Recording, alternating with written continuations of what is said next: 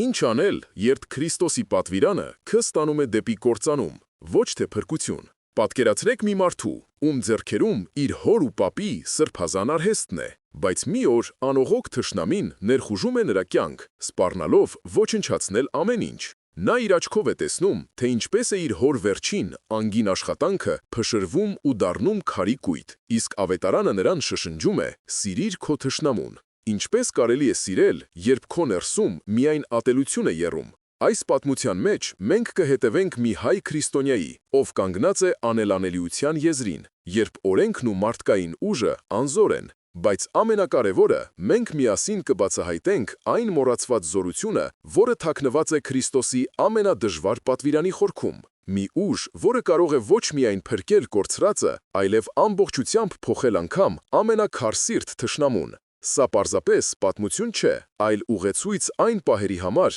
երբ ձեր հավատքը ենթարկվում է ամենածանր փորձությանը։ Բաժանորդագրվեք հիմա և մեկնաբանություններում գրեք ձեր քաղաքի անունը։ Տեսնենք, մեզնից քանիսն ենք պատրաստ այս ճշմարտությանը։ Երևանի հին թաղամասի սրտում, որտեղ քարե շենքերը դեռ պահպանում էին անցյալ դարի շունչը, Գևորգի խաչքարագործական արհեստանոցը կանգնած էր որպես ժամանակի մի կենդանի վկա։ 45 տարեկան Գևորգի համար այդ վայրը սոսկ աշխատատեղ չէր։ Դա մի սրբավայր էր, որի օդը հագեցած էր տուֆի փոշու, սերունդների աղոթքի և չորացած անմոռուքների բույրով։ Նրա պապը այս պատերի ներսում էր իր հավատքը փոխանցել քարին, իսկ հայրը իր ողջ կյանքի իմաստությունը։ Յուրաքանչյուր անկյունում դրված անավարտ խաչքար մի պատմություն էր, յուրաքանչյուր մուրճ ու հատիչ մի սուրբ մասունք, որը սերնդեսերունդ փոխանցվել էր, պահպանելով իրենց ստեղծողների ջերմությունը։ Այդ առավոտ, սակայն, սրբավայրի լռությունը պատռվեց։ Մի հսկա բուլդոզերի մետաղական մռնչյունը խախտեց թաղամասի դարավոր անդոռը, և շինարարական փոշու ամպը սկսեց նստել դեռևս չավարտված խաչքարերի նուրբ զարդանախշերի վրա, պղծելով դրանց սրբությունը։ Շուտով արհեստանոցի դրան մոտ կանգ առավ սև փայլուն ամենագնաց, որից ինքնավստահ տեսքով իջավ Տիտրանը, քաղաքում հայտնի մի կառուցապատող, որի անողոք համբավը նրանից առաջ էր ընթանում։ Նա ձեռքին թղթապանակ, առանց բարևելու ներս մտավ, իր հետ բերելով օծանելիքի սուր հոտ և սառը հաշվենկատ հայացք։ «Գևորգ վարպետ, լավ լուր ունեմ քեզ համար», ասաց նա ձայնի մեջ թաքնված արհամարհանքով։ «Այս ամբողջ թաղամասը մաքրվելու է, այստեղ կառուցվելու է ժամանակակից բնակելի համալիր։ Ես գնել եմ բոլոր հարակից տարածքները, մնացել է միայն քո այս խրճիթը»։ Գևորգը, որը զգուշորեն մաքրում էր իր հոր կիսատ թողած մի խաչքարի նուրբ քանդակները, դանդաղ շրջվեց։ Նրա հայացքում զարմանք չկար, այլ միայն խորը, ծանր տխրություն։ Կարծես նա վաղուց էր սպասում այս պահին։ «Այս խրճիթը իմ պապն է իր ձեռքերով կառուցել, պարոն Տիգրան։ Այս քարերը հիշում են իմ ընտանիքի պատմությունը։ Յուրաքանչյուր ճակի մեջ մի աղոթք է թաքնված»։ Տիգրանը քմծիծաղ տվեց, ցուցադրելով իր ոսկե ատամը։ «Պատմությունը լավ բան է, բայց փող չի բերում։ Ես քեզ լավ առաջարկ եմ անում, տալիս եմ շուկայականից ցածր գին, բայց դա էլ քիչ չէ այս փլատակի համար։ Մի շաբաթ ժամանակ ունես մտածելու։ Հակառակ դեպքում իմ տեխնիկան այնքան էլ զգույշ չի լինի հարևանությամբ աշխատելիս»։ Նա թղթերը շպրտեց քարե սեղանին և դուրս եկավ, իր հետևից թողնելով լարվածություն և սպառվալիքի սառը շունչը, որը կարծես սառեցրեց արհեստանոցի տաք օդը։ Գևորգը մոտեցավ փոշոտ պատուհանին։ Նա տեսնում էր, թե ինչպես է բուլդոզերը արմատախիլ անում ծիրանի ծառերը, որոնք տնկել էր իր հայրը, ամեն ամառ դրանց պտուղներով հյուրասիրելով ողջ թաղամասին։ Նրա կինը Անահիտը, 42 տարեկան մի կին, որի աչքերում դարերի իմաստություն կար, լուռ մոտեցավ նրան և դրեց ձեռքը ամուսնու ուսին։ Նրանց 18-ամյա որդին, Վարդանը, որի արյան մեջ երիտասարդական եռանդն էր երում, բռունցքները սեղմեց։ «Հայր, մենք սրան այսպես չենք թողնի, մենք կպայքարենք, սա մեր հողն է, մենք նրան ցույց կտանք, թե ով ենք մենք»։ Այդ երեկո Գևորգի տանը լարված լռություն էր տիրում։ Ընթրիքի սեղանի շուրջ ոչ ոք չէր խոսում։ Վարդանը չէր դիպչում ուտելիքին, նրա հայացքը հառած էր դատարկությանը, իսկ մատները անհանգիստ թմբկահարուն էին սեղանին։ Անահիտը փորձում էր հանգստություն պահպանել, բայց նրա ձեռքերի դողը մատնում էր ներքին փոթորիկը։ Գևորգը նստել էր գլխիկոր, նրա մտքում անընդհատ պտտվում էին Տիգրանի խոսքերը։ Նա վերցրեց սեղանին դրված հին կաշեկազմ ավետարանը, որը իր պապից էր մնացել։ Նրա մատները սահեցին մաշված էջերով և կանգ առան լեռան քարոզի վրա։ Նա սկսեց կարդալ, բայց խոսքերը կարծես չէին հասնում նրա սրտին։ «Սիրեցեք ձեր թշնամիներին»։ Նա փակեց գիրքը։ Ինչպես, մտածեց նա, ինչպես կարելի է սիրել նրան, ով եկել է քանդելու քո տունը, քո անցյալը, քո հիշողությունները։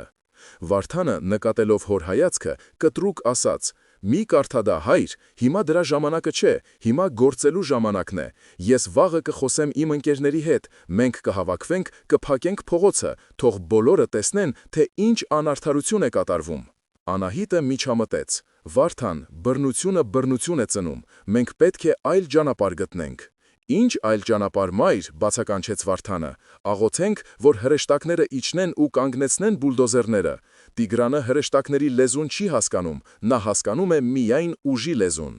Գևորգը լռում էր, նրա ներսում պայքար էր ընթանում արդար զայրույթի և քրիստոնեական խոնարհության միջև։ Հաջորդ օրը Գևորգը որոշեց դիմել օրենքի օգնությանը։ Նա գնաց մի հին փորձառու իրավաբանի, պարոն Սարգսյանի մոտ, որի գրասենյակը լի էր հնամաշ գրքերով և արդարության հանդեպ հավատը կորցրած մարդկանց պատմություններով։ Փաստաբանը ակնոցը քթին ուշադիր ուսումնասիրեց Տիգրանի թողած փաստացղտերը, երկար թերթեց դրանք, ապա թխուր գլուխը թափ տվեց։ «Ցավում եմ, Գևորգ ջան, ամեն ինչ օրինական է, նա ունի քաղաքապետարանի բոլոր թույլտվությունները, շինարարության լիցենզիա, սեփականության վկայականներ, թղթի վրա ամեն ինչ անթերի է, օրենքը նրա կողմն է»։ Գևորգը զգաց, թե ինչպես է իր վերջին հույսը մարում։ «Իսկ ինչ կարող ենք անել», հարցրեց նա հուսահատ ձայնով։ «Չի կարող լինել, որ ոչինչ անել հնարավոր չէ»։ Պարոն Սարգսյանը հառաչեց. «Կարող ենք դատի տալ, բայց դա կտևի ամիսներ, գուցե տարիներ, մինչ դատարանը որոշում կկայացնի, քո արհեստանոցի տեղում արդեն բարձրահարկ շենք կլինի»։ Տիգրանի նման մարդիկ գիտեն, թե ինչպես են աշխատում այս համակարգերը։ Նրանք միշտ մի քանի քայլ առաջ են։ Գևորգը դուրս եկավ փաստաբանի գրասենյակից, զգալով իրեն լիովին անզոր։ Փողոցում նրան էր սպասում Վարդանը ընկերների հետ։ «Դե ինչ ասաց, հա, հայր», հարցրեց նա անհամբեր։ «Օգնեց»։ Գևորգը պարզապես գլուխը թափ տվեց։ Վարդանի ընկերներից մեկը, Արամը, առաջ եկավ. «Գևորգ հորեղբայր, մենք թույլ չենք տա։ Մենք գիշերը կգնանք ու նրանց տեխնիկան շարքից կհանենք, թող իմանան, որ այս թաղամասում տեր կա»։ Գևորգը նայեց երիտասարդների վառվող աչքերին և հասկացավ, որ իրավիճակը դուրս է գալիս վերահսկողությունից։ Նա զգում էր, որ ատելության ալիքը պատրաստվում է կլանել ոչ միայն իրեն, այլև իր որդուն։ Հաջորդ կիրակի օրը Գևորգի ընտանիքը, ինչպես միշտ, գնաց Սուրբ Սարգիս եկեղեցի, որի քարե պատերը կարծես ներծծել էին դարերի աղոթքներն ու հավատացյալների հոգսերը։ Խնգի բույրը, մոմերի տակ, տրոփող լույսը և շարականների հոգեթով մեղեդին միշտ խաղաղություն էին բերում Գևորգի հոգուն, բայց այդ օրը նրա սիրտը ծանր էր, ինչպես իր արհեստանոցի անտաշ քարերից մեկը։ Նրա մտքերը անընդհատ պտտվում էին Տիգրանի սպառնալից խոսքերի, փաստաբանի հուսահատեցնող դեմքի և բուլդոզերի անողոք մռնչյունի շուրջ։ Նա նայում էր Խորանի Քրիստոսի սրբապատկերին և կարծես հարցնում էր. «Տեր, ինչ անեմ։ Ինչպես պաշտպանեմ իմ հոր ժառանգությունը, առանց իմ հոգին կորցնելու և մեղքի մեջ ընկնելու»։ Այդ օրվա ավետարանի ընթերցումը կարծես ուղիղ պատասխան լիներ նրա չբարձրաձայնված հարցերին։ Մի պատասխան, որը ոչ թե մխիթարեց, այլ ավելի խորացրեց նրա ներքին պայքարը։ Քահանան Տեր Դավիթը, մի իմաստուն և բարի հովիվ, որի սպիտակ մորուքը նրան առաքելական տեսք էր հաղորդում, կարդում էր լեռան քարոզից հատվածներ։ Եվ հետո հնչեցին այն խոսքերը, որոնք դանակի պես խոցեցին Գևորգի սիրտը։ «Դուք լսել եք, որ ասվել է. «Սիրիր քո մերձավորին և ատիր քո թշնամուն»։ Իսկ ես ձեզ ասում եմ. սիրեցեք ձեր թշնամիներին, օրհնեցեք ձեզ անիծողներին, բարիք արեք ձեզ ատողներին և աղոթեք նրանց համար, ովքեր ձեզ հալածում են։ Արդ կատարյալ եղեք, ինչպես ձեր հայրը, որ երկնքում է, կատարյալ է»։ Գևորգը զգաց, թե ինչպես է իր ներսում ամեն ինչ սառչում։ Սիրել Տիգրանին, օրհնել այն մարդուն, որը իր գործերով անիծում է իր ընտանիքի ապագան, աղոթել նրա համար։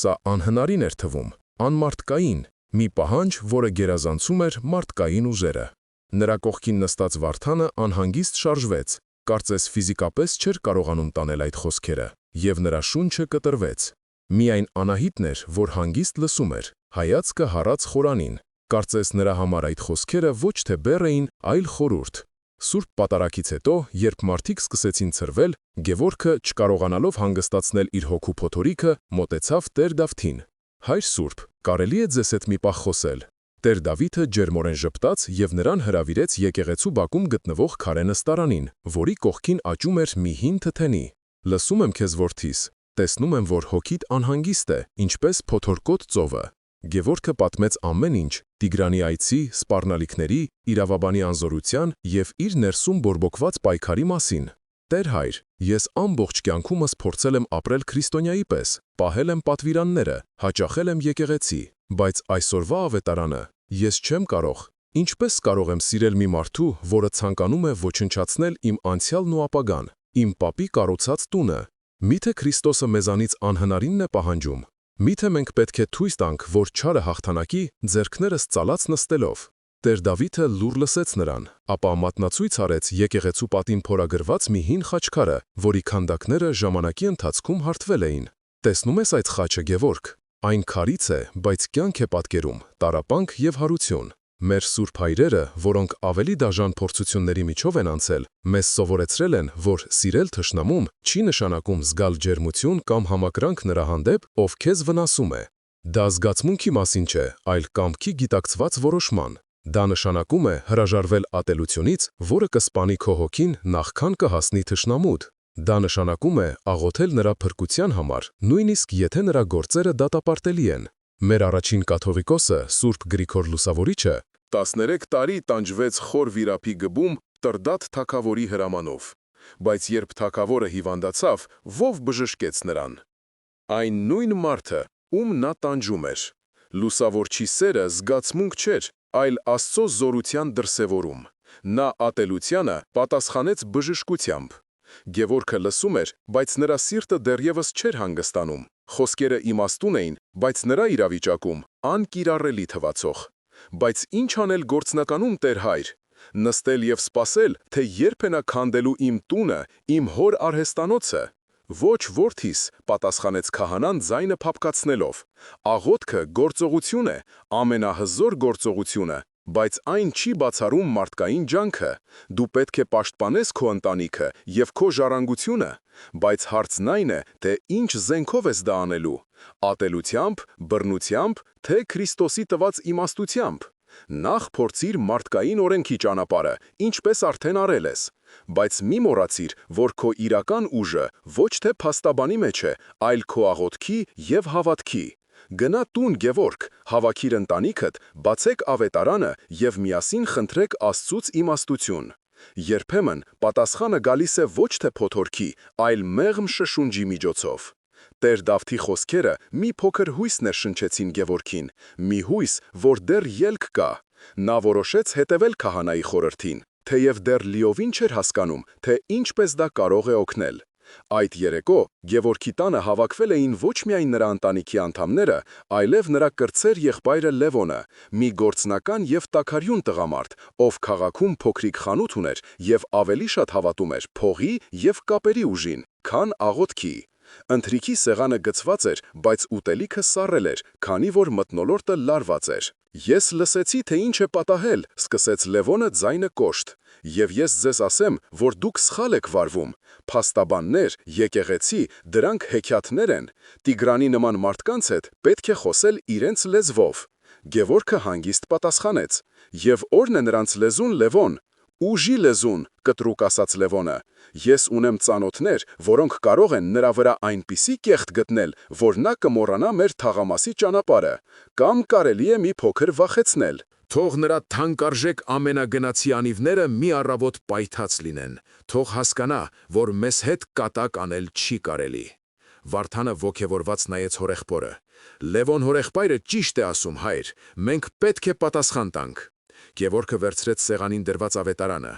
«Եկեք տեսնենք, թե ինչ է ասում Տերը»։ Նա բացեց գիրքը, բայց հենց այդ պահին Լևոնը ձեռքով հարվածեց սեղանին։ «Հերիք է, Գևորգ, այս գիրքը քեզ չի փրկի, մինչ դու այստեղ աղոթքներ ես կարդում, Տիգրանը քո տունը հողին է հավասարեցնում։ Դու պետք է ընտրություն կատարես, կամ քո ընտանիքն ես, կամ քո այս իդեալները»։ Անահիտը, որը մինչ այդ լուռ էր, խոսեց. «Լևոն, դու սխալվում ես, Գևորգի ուժը հենց այդ գրքի մեջ է, մեր պապերը այս հավատքով են պահել մեր հողը, ոչ թե բռնությամբ»։ Ընտանիքը բաժանվեց երկու ճամբարի։ Մի կողմում Լևոնն ու Վարդանն էին, ռեալիստները, որոնք պահանջում էին անհապաղ և կոշտ գործողություններ։ Մյուս կողմում Անահիտը, որը պաշտպանում էր հավատքի ճանապարհը։ Իսկ Գևորգը կանգնած էր մեջտեղում, երկու կրակի արանքում, զգալով, թե ինչպես է Քրիստոսի խորհուրդը ոչ թե լուծում դառնում, այլ ընտանիքը բաժանող սուր։ Ընտանական բուռն վեճից հետո մի քանի օր շարունակ Գևորգը փակվեց իր արհեստանոցի լռության մեջ, փորձելով կարգի բերել իր մտքերը և լսել իր սրտի ձայնը։ Նա նայում էր իր շուրջը եղած անավարտ խաչքարերին, իր հոր և պապի գործիքներին և զգում էր նրանց ոգու ներկայությունը։ Նա գիտեր, որ Լևոնի առաջարկած ճանապարհը, վրեժի և ուժի ճանապարհը, տանում է դեպի հոգևոր կործանում, նույնիսկ եթե այն կարող էր ժամանակավոր հաղթանակ բերել։ Միևնույն ժամանակ, Տեր Դավթի խորհուրդը սիրել թշնամուն այնքան վերացական ու անհասանելի էր թվում, որ նա չգիտեր, թե որտեղից սկսել։ Նա որոշեց մի բան անել, մի քայլ, որը կլիներ ոչ թե ատելության, այլ հավատքի դրսևորում, նույնիսկ եթե այդ հավատքը սինանման սերմի չափ փոքր էր։ Նա վերցրեց տուֆի մի փոքրիկ, գեղեցիկ կտոր և մի քանի օր շարունակ, իր ողջ վարպետությունը ներդնելով, քանդակեց մի նուրբ խաչքար։ Դա մեծ գործ չէր, բայց դրա յուրաքանչյուր գծի մեջ նա դրել էր իր աղոթքը, իր հույսը, իր պայքարը։ Նա աղոթում էր ոչ թե Տիգրանի համար, այլ իր սեփական հոգու համար, որպեսզի Աստված իրեն ուժ տա չատելու։ Երբ խաչքարը պատրաստ էր, նա այն զգուշորեն փաթաթեց մաքուր կտորի մեջ և, հաղթահարելով իր հպարտությունն ու վախը, ուղևորվեց դեպի Տիգրանի շքեղ գրասենյակը, որը գտնվում էր քաղաքի կենտրոնում մի փայլուն ապակեպատ շենքում։ Տիգրանի քարտուղարուհին զարմացած նայեց Գևորգի հասարակ, աշխատանքային հագուստին, բայց այնուամենայնիվ զեկուցեց նրա ժամանման մասին։ Մի քանի րոպե անց Գևորգին հրավիրեցին ներս։ Տիգրանը նստած էր իր հսկայական մահուդե սեղանի հետևում, շրջապատված հաջողության և իշխանության բոլոր խորհրդանիշներով։ Նա զարմացած, բայց միևնույն ժամանակ արհարմարական հայացքով նայեց Գևորգին։ «Ինչ ես ուզում, վարպետ, եկել ես ընդունելու իմ առաջարկը»։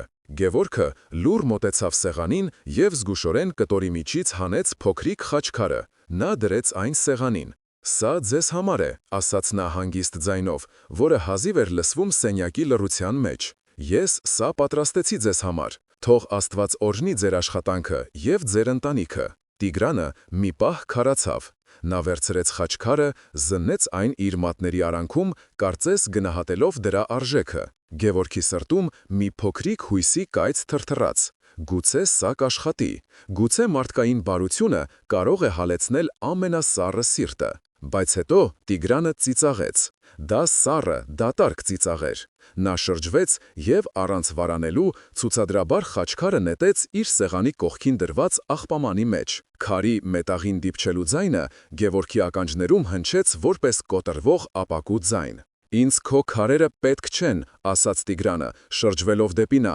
աչքերը սառը և անողոք։ «Ինձ քո հողն է պետք։ Իսկ հիմա դուրս եկ իմ գրասենյակից»։ Գևորգը դուրս եկավ զգալով իրեն ջախջախված, նվաստացած և դատարկված։ Նրա հավատքի փոքրիկ սերմը ոչ միայն չէր ծլել, այլև տրորվել էր անտարբերության կոշիկի տակ։ Այդ երեկո Գևորգը վերադարձավ տուն, հոգին ավելի ծանր, քան երբևէ։ Նրա ձախողումը դարձավ Լևոնի և Վարդանի համար իրենց ճշմարտացիության ապացույցը։ «Տեսա՞ր էր եղբայր», ասաց Լևոնը հաղթական տոնով։ «Տեսա՞ր, թե ինչ արժե քո խոնարհությունը այս աշխարհում։ Դու նրան բարություն ես տալիս, նա թքում է դեմքիդ։ Հիմա հասկացա՞ր, որ մենք պետք է գործենք»։ Վարդանը լուռ էր, բայց նրա հայացքում կարդացվում էր հիասթափություն և զայրույթ։ Գևորգը ոչինչ չպատասխանեց։ Նա գնաց իր սենյակ, վերցրեց ավետարանը, բայց այս անգամ չէր կարողանում կարդալ։ Տառերը պարում էին նրա աչքերի առաջ, իսկ Քրիստոսի խոսքերը հնչում էին որպես ծաղր։ Նա զգում էր, որ մոլորվել է, որ կանգնած է մի խաչմերուկում, որտեղ բոլոր ճանապարհները տանում են դեպի փակուղի։ Նա չգիտեր ում լսել՝ իր եղբորը, իր քահանային, թե իր սեփական կասկածներով լի սրտին։ Անահիտը մտավ սենյակ և լուռ նստեց նրա կողքին։ «Մի հանձնվիր, Գևորգ», ասաց նա մեղմորեն։ «Դու ճիշտ բան արեցիր։ Գուցե սերմը ընկավ քարքարոտ հողի վրա, բայց դու այն ցանեցիր։ Մնացածը Աստծո ձեռքերում է»։ «Բայց ես ուժ չունեմ այլևս, Անահիտ», խոստովանեց Գևորգը։ «Ես փորձեցի, և ես ձախողվեցի։ Ես չգիտեմ, թե ինչպես սիրել թշնամուն, երբ նա քեզ ատում է»։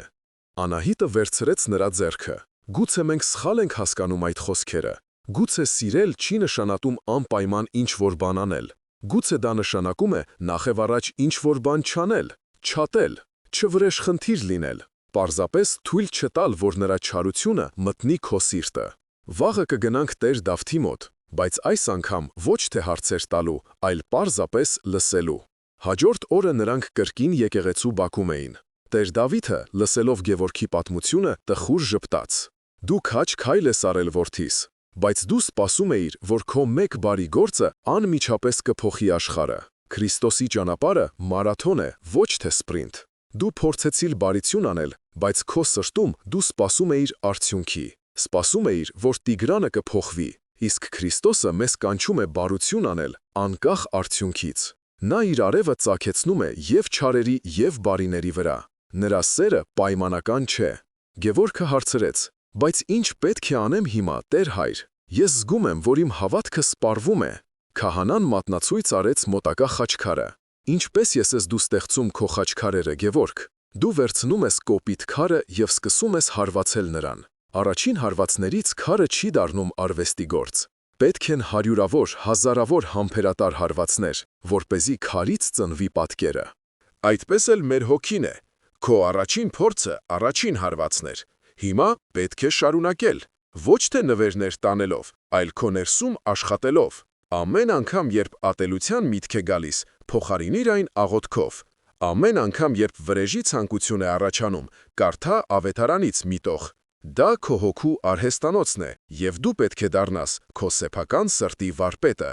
Գևորգը լսում էր և առաջին անգամ սկսում էր հասկանալ, որ սիրել թշնամուն ոչ թե արտաքին գործողությունների մասին է, այլ ներքին, ամենօրյա, տքնաջան աշխատանքի։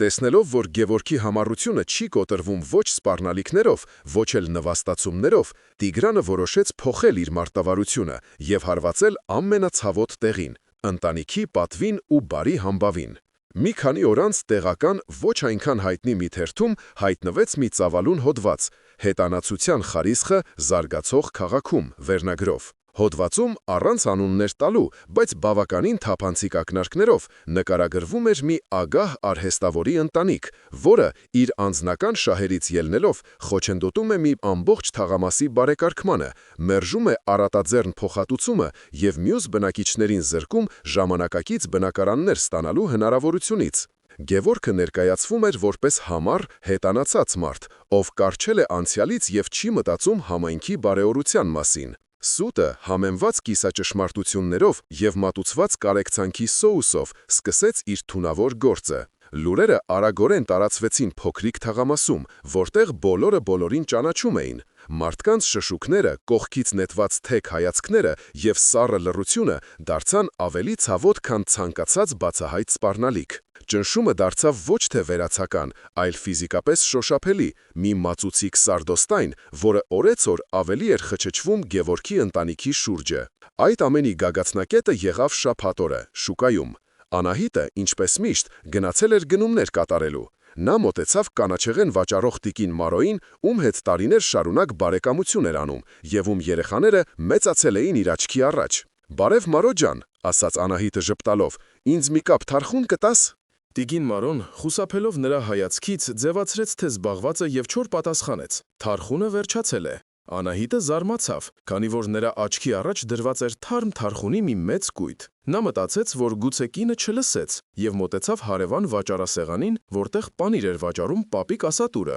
Բայց այնտեղ էլ նույն պատկերն էր։ Երեկվա բարեկամ հարևանները մեջք էին շրջում, ձևացնում, թե չեն տեսնում, կամ սառը պատասխանում, որ ապրանք չունեն։ Անահիտը կանգնած էր մարդաշատ շուկայի մեջտեղում, դատարկ զամբյուղը ձեռքին, և զգում էր իրեն լիովին մենակ ու անտեսված։ Նա հասկացավ, որ Տիգրանի թույնը հասել է մարդկանց սրտերին։ Նա տուն վերադարձավ առանց գնումների, բայց դեմքին ավելի ծանր բեռ կար, քան ցանկացած զամբյուղ։ Նա ոչինչ չասաց, բայց Գևորգը ամեն ինչ հասկացավ նրա աչքերից։ Այդ օրը նրանց տանը ոչ ոք չընթրեց։ Հանրային ամոթը ներս էր սողոսկել նրանց տուն և սկսել էր ներսից քայքայել ընտանեկան ոգին։ Ճնշումը գնալով ուժեղանում էր։ Լևոնը կրկին եկավ, այս անգամ ավելի զայրացած։ Հիմա գոհ ես, Գևորգ, քո սրբություն խաղալու պատճառով մեր ընտանիքի անունը ընկել է կեղտի մեջ։ Մարդիկ մեզնից երես են թեքում։ Սա էր քո սիրել թշնամունը։ Դու ոչ միայն քեզ ես կործանում, այլև մեզ բոլորիս քաշում ես քո հետևից։ Այս անգամ նույնիսկ Անահիտի հավատքը սկսեց տատանվել։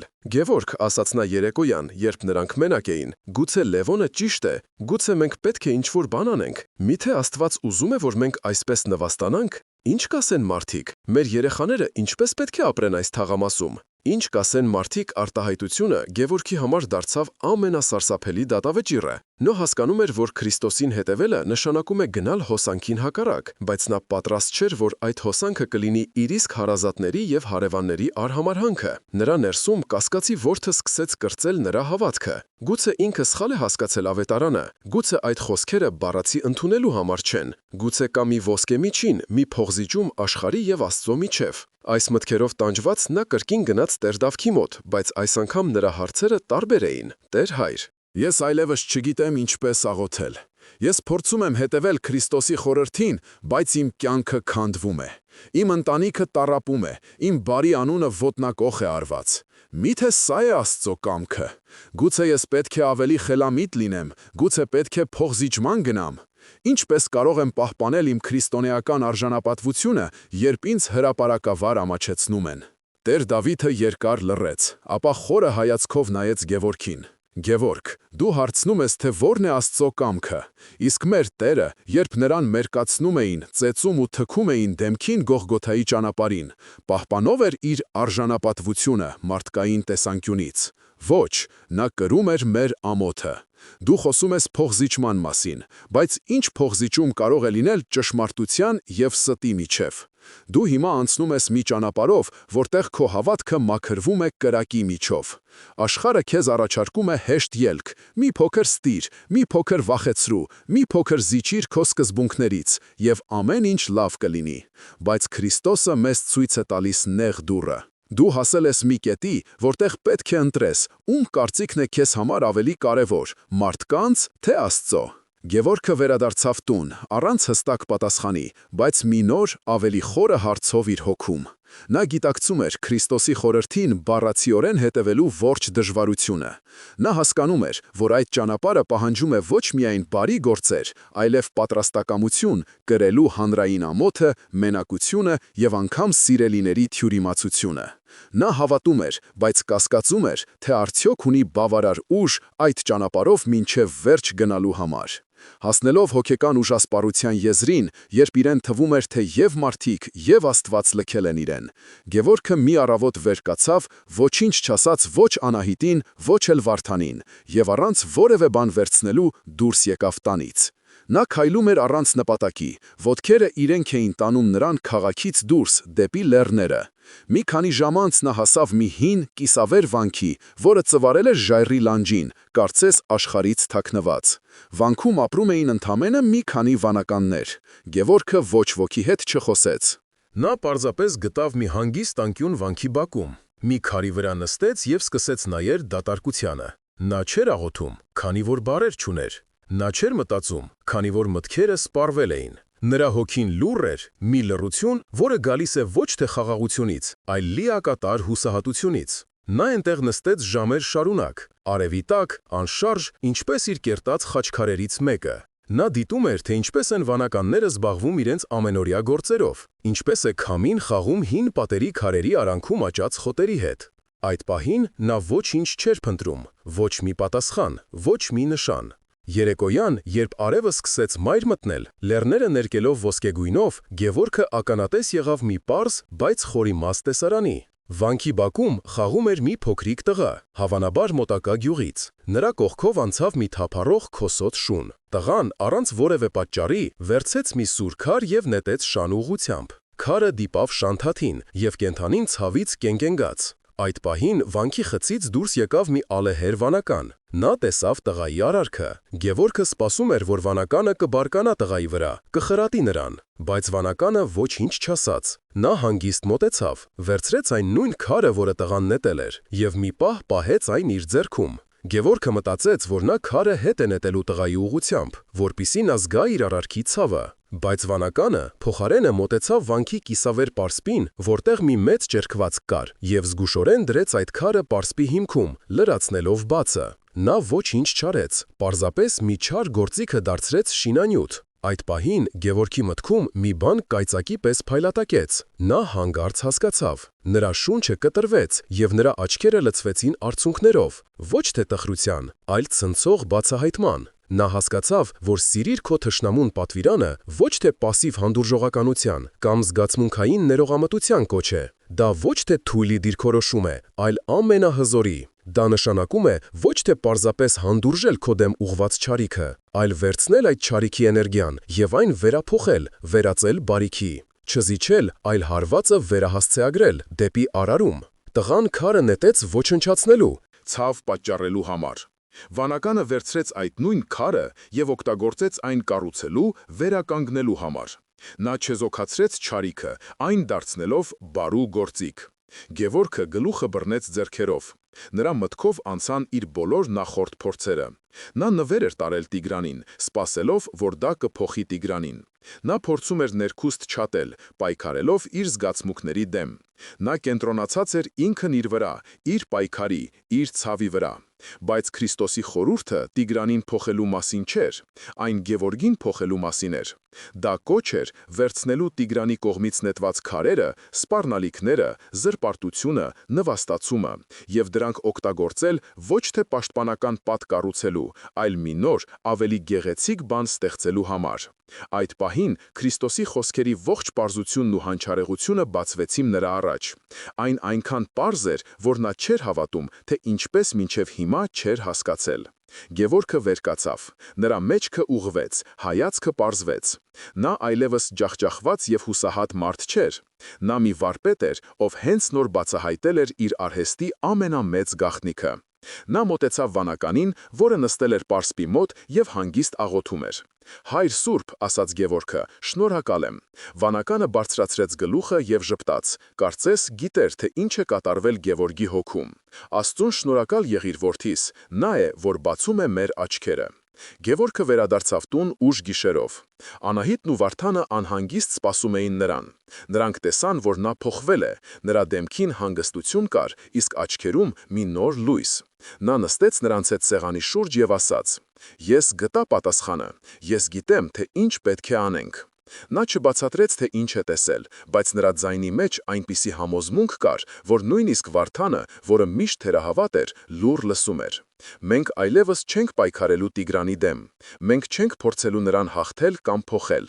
Մենք պարզապես կշարունակենք անել այն, ինչ միշտ արել ենք։ Բայց այսուհետ մենք դա կանենք ոչ թե մեզ պաշտպանելու, այլ Աստծուն փառաբանելու համար։ Նրա խոսքերը տարօրինակ էին հնչում, բայց դրանց մեջ մի նոր ուժ կար, մի ուժ, որը ծնվել էր ոչ թե զայրույթից, այլ խորը, հանգիստ իմաստությունից։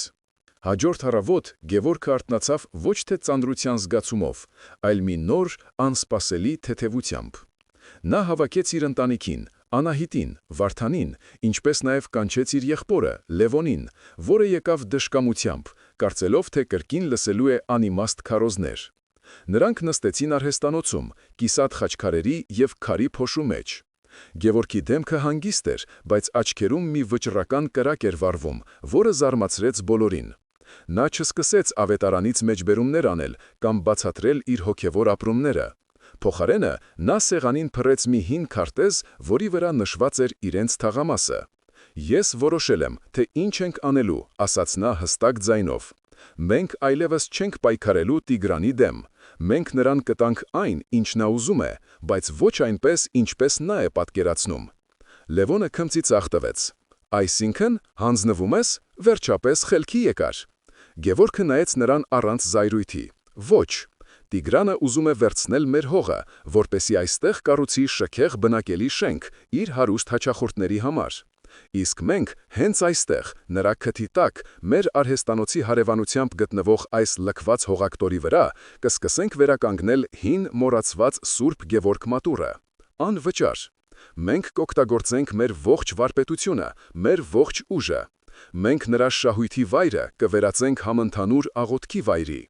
Նա մեզ վրա քարեր է նետում, իսկ մենք այդ քարերով տաճար կկառուցենք։ Արհեստանոցում մի պահ խորը լռություն տիրեց։ Առաջինը խոսեց Լևոնը, բարձրաձայն ծիծաղելով. «Դու խելագարվել ես, եղբայր, լիովին, մատուռ, ում է պետք քո մատուռը, դու գումար չունես, մարդ չունես»։ Իսկ Տիգրանը քեզ կծիծաղի դեմքիդ և կշարունակի իր գործը։ Սա ամենաանմիտ գաղափարն է, որ երբևէ լսել եմ։ Վարդանը շփոթված էր, նա նայում էր հորը, ապա հորեղբորը, չիմանալով ում կողմը բռնի։ Այս գաղափարը նրան էլ էր անհեթեթ թվում, բայց հոր աչքերում նա տեսնում էր մի բան՝ հավատք։ Այդ պահին Անահիտը, որը լուռ լսում էր, վեր կացավ, մոտեցավ Գևորգին և վերցրեց նրա ձեռքը։ Նրա աչքերը փայլում էին։ Երկար ամիսների կասկածներից ու վախերից հետո նա առաջին անգամ հանգիստ ու վստահ ձայնով ասաց. «Ես քեզ հետ եմ, Գևորգ»։ Նրա այս խոսքերը փոխեցին ամեն ինչ։ Լևոնը, տեսնելով, որ իր խոսքերը ազդեցություն չեն ունենում, զայրացած թավ տվեց ձեռքը։ «Արա, ինչ ուզում ես, բայց երբ Տիգրանը քեզ հողին հավասարեցնի, ինձնից օգնություն չխնդրես»։ Նա դուռը շրխկացնելով դուրս եկավ։ Վարդանը, տեսնելով մոր վճռականությունը, մի քանի վայրկյան տատանվելուց հետո մոտեցավ և կանգնեց ծնողների կողքին։ «Ես էլ եմ ձեզ հետ», ասաց նա, թեև դեռ լիովին չէր հասկանում, թե ինչի մեջ է ներքաշվում։ Այդ օրը ընտանիքը վերջնականապես բաժանվեց, բայց միևնույն ժամանակ նրա փոքրիկ, բայց ամուր միջուկը վերամիավորվեց մի նոր, անհավանական թվացող նպատակի շուրջ։ Գևորգի որոշման մասին լուրը արագորեն տարածվեց։ Հաջորդ կիրակի պատարագից հետո Տեր Դավիթը նրան մի կողմ կանչեց։ «Լսեցի քո մտադրության մասին, Գևորգ, շատերը դա խելագարություն են համարում, նույնիսկ եկեղեցական խորհրդի որոշ անդամներ մտահոգված են, որ դու ավելի ես սրում իրավիճակը Տիգրանի հետ»։ Գևորգը հանգիստ նայեց քահանային։ «Տեր հայր, իսկ Քրիստոսը, երբ ասում էր սիրել թշնամիներին և մյուս թուշը դարձնել, խելամիտ բան էր ասում աշխարհի տեսանկյունից։ Ես հասկացել եմ, որ իմ գործը ոչ թե Տիգրանին հաղթելն է, այլ Աստծուն ծառայելը։ Եթե նա քանդի իմ արհեստանոցը, թող քանդի, բայց մինչ այդ ես կօգտագործեմ ինձ տրված շնորհը Աստծու տունը վերականգնելու համար»։ Տեր Դավիթի աչքերում հիացմունքի կայծ երևաց։ «Դու գտել ես ճիշտ ճանապարհը, որդիս, աշխարհը կհամարի քեզ պարտված, բայց Աստծու աչքում դու հաղթող կլինես։ Ես քեզ հետ եմ, ինչով կարողանամ, կօգնեմ»։ Այդ օրվանից սկսվեց մի անհավանական շարժում։ Գևորգը, Անահիտը և Վարդանը սկսեցին մաքրել լքված մատուռի տարածքը։ Սկզբում նրանք մենակ էին, հարևանները, որոնք դեռևս Տիգրանի տարածած ստի ազդեցության տակ էին, հեռվից թերահավատորեն հետևում էին։ Ոմանք նույնիսկ ծաղրում էին նրանց։ Բայց շուտով տեղի ունեցավ անսպասելին։ Մի օր, երբ Գևորգը փորձում էր տեղաշարժել մի ծանր քար, նրան մոտեցավ Պապիկ Ասատուրը, այն նույն պանիր վաճառողը, որը շուկայում երես էր թեքել Անահիտից։ Նա լուռ կանգնեց մի պահ, ապա առանց որևէ բառ ասելու մյուս կողմից բռնեց քարը և օգնեց Գևորգին։ «Ներիր ինձ տեղաս», ասաց նա խռպոտ ձայնով։ «Մենք սխալ էինք։ Մենք հավատացինք ստին, որովհետև դա ավելի հեշտ էր։ Բայց տեսնելով, թե դու ինչ ես անում, ամաչեցի իմ թուլությունից»։ Այդ օրվանից Պապիկ Ասատուրը դարձավ նրանց առաջին օգնականը։ Նրա օրինակին հետևեցին մյուսները, սկզբում 1-2 հոգի, հետո մի ամբողջ խումբ։ Նրանք, ովքեր երեկ վախենում էին անգամ բարևել Գևորգին, այսօր գալիս էին իրենց գործիքներով օգնելու։ Վարդանի ընկերները, որոնք պատրաստ էին վրեժ լուծել, այժմ իրենց երիտասարդական եռանդը ուղղում էին դեպի շինարարություն։ Տիգրանի նետած զրպարտության քարը փոխանակ քանդելու Գևորգի ընտանիքը սկսեց կառուցել մի նոր համայնք, հիմնված ոչ թե վախի, այլ ընդհանուր բարի գործի վրա։ Գևորգը հասկացավ, որ Քրիստոսի իմաստությունը ոչ միայն փոխել էր իրեն, այլև սկսել էր անտեսանելի կերպով փոխել իր շուրջը գտնվող աշխարհը։ Մատուռի վերականգնման աշխատանքները սկսվելուն պես շինհրապարակը վերածվեց իսկական մարտադաշտի, բայց ոչ թե ֆիզիկական, այլ հոգևոր։ Գևորգը և նրա փոքրաթիվ համախոհները, Պապիկ Ասատուրը, Վարդանը իր մի քանի ընկերների հետ և մի քանի հարևաններ, որոնք վերջապես հաղթահարել էին իրենց վախը, սկսեցին դնել մատուռի առաջին քարերը։ Նրանք աշխատում էին լուռ, կենտրոնացած, կարծես յուրաքանչյուր քարի հետ դնում էին իրենց հավատքի մի մասնիկը։ Սակայն Տիգրանը երկար սպասեցնել չտվեց։ Մի քանի օր անց շինհրապարակի մոտ կանգ առան նրա սև ամենագնացները։ Նրանից դուրս եկան մի քանի կոպիտ մկանուտ տղաներ, նրանք ֆիզիկապես ձեռք չէին տալիս Գևորգին կամ նրա մարդկանց, բայց սկսեցին հոգեբանական ճնշման մի անոհոք արշավ։ Նրանք իրենց մեքենաներից ամբողջ հզորությամբ միացնում էին ճչացող երաժշտություն, խլացնելով շրջապատի բոլոր ձայները և անհնարին դարձնելով շփումը։ Նրանք մատուռի տարածքի հարևանությամբ սկսեցին բերել և թափել շինարարական աղբ, ստեղծելով մի զզվելի աղբանոց։ Նրանք անընդհատ վիրավորական արտահայտություններ էին բացականչում, ծաղրելով Գևորգի սրբությունը և նրա ընկերների միամտությունը։ Այս ամենը նպատակ ուներ կոտրելու նրանց ոգին, ստիպելու նրանց հանձնվել։ Բայց Գևորգը, որը գտել էր իր ներքին հնարանը, այլևս նախկինը չէր։ Նա իր մարդկանց հանձնարարեց չպատասխանել, Չնայել անգամ նրանց կողմը։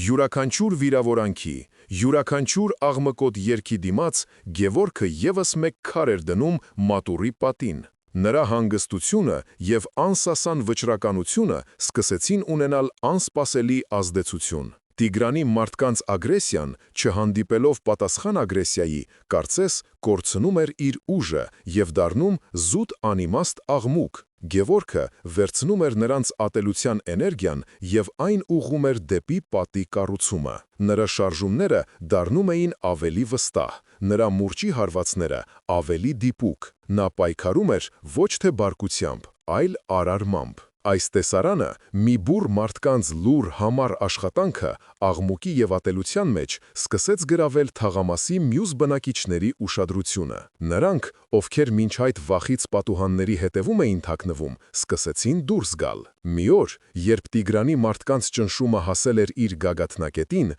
տեղի ունեցավ մի բան, որը փոխեց ուժերի հարաբերակցությունը։ Գևորգի եղբայրը Լևոնը, որը մինչ այդ կողմից հետևում էր իրադարձություններին, համոզված լինելով, որ եղբայրը կձախողվի, եկավ շինհրապարակ։ Նա տեսավ, թե ինչպես են Տիգրանի տղաները շրջապատել Վարդանին և սպառնալից խոսքեր ասում նրան։ Լևոնի արյան մեջ ինչ-որ բան պայթեց։ Նա, որ միշտ խոսում էր ուժի լեզվով, առաջին անգամ տեսավ, թե ինչ է իրական ուժը։ Դա ոչ թե բռունցքն էր, այլ իր եղբոր հանգիստ հայացքը, որը շարունակում էր քար դնել պատին, չնայած իր որդուն ուղղված սպառնալիքներին։ Լևոնը մոտեցավ ոչ թե Տիգրանի մարդկանց, այլ Գևորգին։ Նա վերցրեց մի ծանր քար և, առանց որևէ բառ ասելու, դրեց այն եղբոր մատնալշած տեղում։ «Ես քեզ զգուշացրել էի, որ օգնություն չխնդրես», ասաց նա ցածր ձայնով, «բայց դու չխնդրեցիր, ես ինքս եմ եկել»։ Այդ պահից սկսած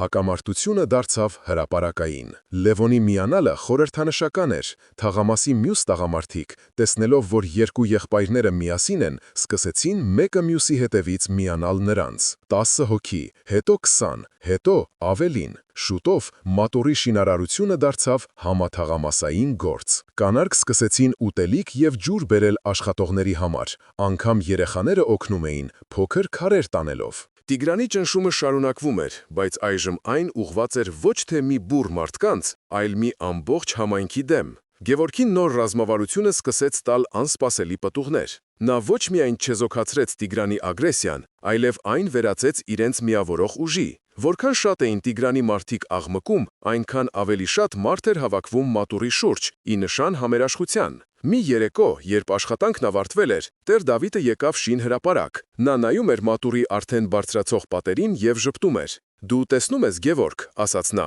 «դու ոչ միայն մատուռ ես կառուցում, դու կենդանի եկեղեցի ես կառուցում, դու մարդկանց սրտերն ես միավորում»։ Գևորգը նայեց իր շուրջը, նա տեսնում էր, թե ինչպես են մարդիկ, որոնք երեկ միմյանց հետ թշնամի էին, այսօր միասին աշխատում, կատակում, կիսում իրենց հացը։ Նա հասկացավ, որ Քրիստոսի խորհրդի ակտիվ կիրառումը ոչ միայն փոխել էր իրավիճակը, այլև բժշկում էր համայնքի վերքերը։ Նա վերցրել էր թշնամու կողմից իր դեմ ուղղված զենքը և դրանով կառուցում էր մի բան, որը շատ ավելի ամուր էր, քան ցանկացած քարե շինություն։ Նա կառուցում էր հավատքի և միասնության ամրոց։ Մի քանի շաբաթ անց, երբ մատուռի պատերն արդեն հասնում էին մարդու հասակին, իսկ համայնքի ոգին ամուր էր ինչպես երբեք, Տիգրանը հասկացավ, որ կորցնում է վերահսկողությունը։ Նրա հոգեբանական ճնշումը ոչ միայն չէր կոտրել Գևորգին, այլև նրա դեմ էր հանել մի ամբողջ թաղամաս։ Զայրույթից կուրացած նա որոշեց դիմել վերջին վճռական քայլին։ Մի առավոտ նա անձամբ եկավ շինհրապարակ, բայց այս անգամ ոչ թե իր տղաների հետ, այլ միայնակ։ Նա իր հսկա ամենագնացը կանգնեցրեց հենց մատուռի մուտքի մոտ, փակելով ճանապարհը։ Նա դուրս եկավ մեքենայից եւ ուղիղ քայլեց դեպի Գևորգը, որը այդ պահին մի մեծ քար էր տաշում։ Շինհրապարակում տիրող աշխույժ աղմուկը մի պահում լռեց, բոլորը սառեցին, զգալով, որ սա գագաթնակետն է։ Տիգրանի դեմքը քարի պես անթափանց էր, աչքերում սառը կրակ։ Նա կանգնեց Գևորգի դիմաց այնքան մոտ, որ նրանց շունչը խառնվեց իրար։ Գևորգը չշարժվեց, նա չիջեցրեց հայացքը, նա հանգիստ նայում էր Տիգրանի աչքերի մեջ, առանց վախի, առանց ատելության, այլ մի խորը, անսպասելի տխրությամբ։ Երկար լռությունից հետո, որը թվում էր հավերժություն, Գևորգը խոսեց։ Նրա ձայնը հանգիստ էր, բայց հնչում էր ամբողջ հրապարակում։